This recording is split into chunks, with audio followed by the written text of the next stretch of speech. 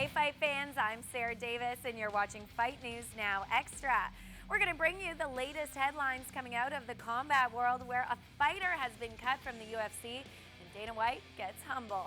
Our MMA panel will also join to break it all down, so let's get started.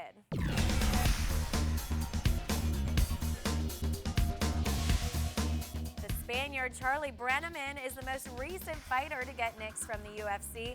This comes on the heels of a knockout from Kyle Noke at UFC 152, making that the third loss in 4 fights for Brenneman.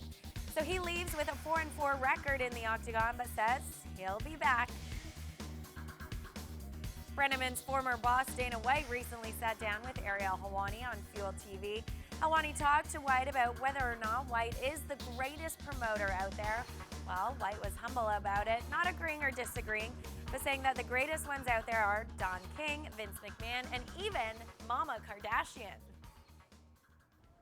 For more on these newsmakers, let's take it over to our MMA panel of John Pollock, John Ramdeen, and Robin Black. And Robin, we are matching today. Hey man, October's breast cancer month, but I really don't need an excuse to wear a pink shirt. Robin, you look beautiful. Thank you. I think you look just great right now. Well, Ramdeen, on the other hand, could take some tips. Well, what can you do? You know what I mean? Look at all I know is this weekend, Friday night, I'm sure the canvas in the UFC is going to be pink with blood after Travis Brown possibly knocks out Bigfoot Silva. Is that what we're going to talk about? Travis Brown and Antonio Silva. I think Travis Brown, this is going to be the biggest fight of his career, and he will stop Antonio Silva on Friday night. You got to think that that's kind of where it's taking shape. I mean, Travis Brown has looked fantastic, super athletic, very mobile, and he is fighting definitely the biggest challenge of his career and one of the best fighters he's ever faced, but he looks poised to be able to do something with this opportunity. And Ramdeen, in the spirit of Max Holloway against Justin Lawrence, we've got Justin Edwards on the main card. Yeah, Justin Edwards is taking on Josh Neer. I don't know why you really want to make a splash with Josh Neer because, number one, yes, the guy's entertaining. You're going to have a great fight with this guy.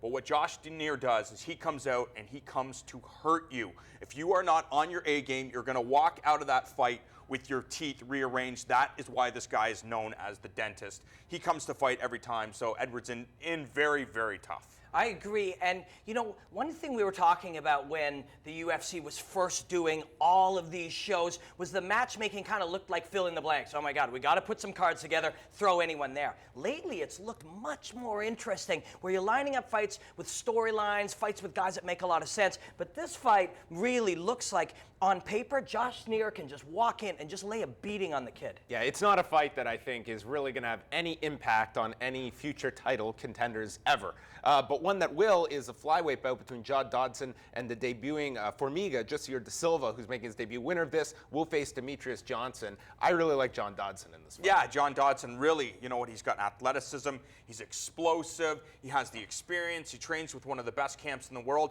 And for Da Silva, his best game is he's a jiu-jitsu guy. That's how he wins fights. If he cannot get John Dodson down to the ground, he's going to have a very long 3 rounds because Dodson's fast. He's going to be able to tag him with his strikes and cruise to unanimous decision victory, or possibly even stop Formiga. Yeah, he may get Dodson down, but keeping him down is a big problem too against a really athletic scrambler like Dodson. And you know, you see these movements in how, you know, the game is being played right now.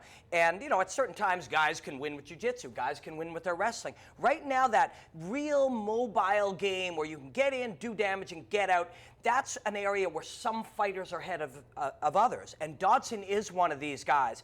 And you know, Dodson, if he can stay moving, land the punches, and get out, he can make this a very, very good performance. Is it a little telling, guys? Because I took this to be a bit of a statement that Kenny Robertson, he was the last opponent for Aaron Simpson, not a great fight. Aaron Simpson is coming back on this card, taking on Mike Pierce. They're putting this on Facebook. 2 guys with wrestling backgrounds that sometimes wrestling cancels one another out, and you actually get a very exciting stand-up fight. But in this case, they're putting these 2 on Facebook. I think this is a real message that they are sending after Simpson's last performance with Kenny Robertson. I agree, but that's what Simpson says. You know what? The goal is to change now.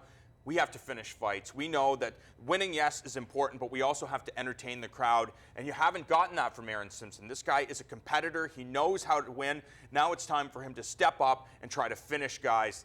But now he's trying to finish Mike Pierce. So that's easier said than done. This guy has faced some good talent in the past, and it's going to be a hard fight for anybody in the welterweight Yeah, division. and if you're talking about making a statement by putting wrestlers on the Facebook fights, Charlie Brenneman was on the Facebook fights, and he lost, and he got cut. So if you're going to be a wrestler, you better be winning fights. Not only win them exciting, but if you lose them, you're at risk of getting cut. We're running out of time here. I wanted to argue more about Matt Mitrione, but we'll do that later this week. But quickly, Ariel Helwani spoke to Dana White on a Tuesday night on UFC Tonight, and the topic of greatest promoter of all time came up. Names like P.T. Barnum, Vince McMahon thrown out alongside Dana White. Guys, putting you on the hot seat, who would be your go-to promoter of all time, starting with you, Robin, and it can't be yourself. Yeah, that's a really tough one. You know, one of the other names he mentioned was, who's that chick with all the facial surgery who's really famous, who's on TV, who doesn't do anything? Oh, yeah, the Kardashians. The Mama Kardashians. Kardashian. Mama Kardashian. You know, these days, the ability to take something with no skill and no talent and be able to make them watched by millions and a millionaire, for me, Mama Kardashian's got to be the greatest promoter. No way. Come on, Vince McMahon. This is the guy that gave my childhood such enjoyment. He's provided me so much entertainment and longevity. That's what you have to look at. And He's money. still at the top, and money, at top of the game. Vince McMahon really pioneered, or not pioneered, but really established wrestling to the masses here. Established it on pay-per-view with WrestleMania, which in 2008 featured Kim Kardashian singing the national anthem. Yeah, well, Mama Kardashian is an amazing businesswoman. Thanks, guys. So don't forget that this Thanksgiving weekend is for lounging, and we are bringing you the live broadcast of Glory 2 Brussels on Fight Network starting at 1 p.m. Eastern Standard Time this Saturday afternoon. And you can also join our fantasy pool on our website at fightnetwork.com, where you can win all sorts of prizes from Everlast. Coming up next on Fight News Now Extra, we take a look at ONE FC6.